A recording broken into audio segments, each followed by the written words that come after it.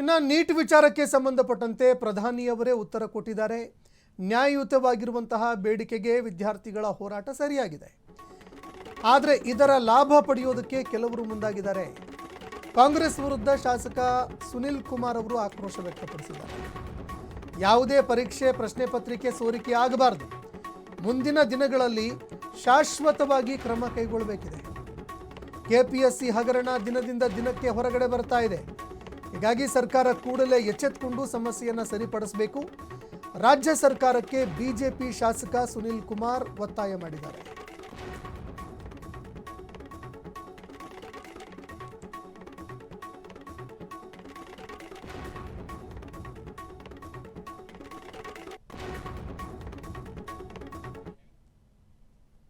Sir, ಈಗ ಪ್ರಧಾನಮಂತ್ರಿಗಳು ಮಾತಾಡಿದ್ದಾರೆ, ಸೋನಂ ಚಿಕ್ಕವರು ತಗೊಂಡಿದ್ದಾರೆ, ವಾಪಸ್ ತಗೊಂಡಿದ್ದಾರೆ ಉಪವಾಸನ. ಏನು ಕರೆ ಕೊಡ್ತೀರಿ ಸರ್?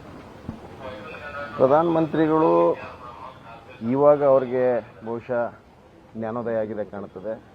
ಬಹುಶಃ ಇಡೀ ದೇಶದ ಇತಿಹಾಸದಲ್ಲಿ ಪ್ರಥಮ ಬಾರಿಗೆ ಯುವಕರು, ಅದು ವಿಶೇಷವಾಗಿ ವಿದ್ಯಾರ್ಥಿಗಳು ಇಡೀ ದೇಶದಲ್ಲಿ ರಸ್ತೆಗೆ ಬೀದಿಗಿಳಿದು ಇವತ್ತು ತಮ್ಮ ಬಹಳ ನ್ಯಾಯಯುತವಾದಂಥ ಬೇಡಿಕೆಯನ್ನು ಮುಂದಿಟ್ಟರೂ ಕೂಡ ಇವತ್ತು ಬಿ ಜೆ ಪಿಯವರಿಗೆ ಪ್ರಧಾನಮಂತ್ರಿ ಹಿಡಿದು ಧರ್ಮೇಂದ್ರ ಪ್ರಧಾನ್ ಎಲ್ಲರಿಗೂ ಕೂಡ ಬಹುಶಃ ಕಿವಿನೂ ಇಲ್ಲ, ಕಣ್ಣೂ ಇಲ್ಲ.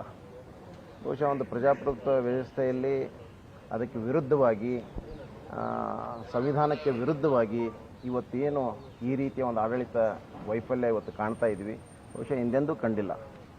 ಒಂದು ರೀತಿ ಈ ಆಡಳಿತ ಬಹುಶಃ ಬಹುದಿನಗಳ ಕಾಲ ಇದೇನು ಉಳಿಯೋದಿಲ್ಲ ಇವತ್ತು.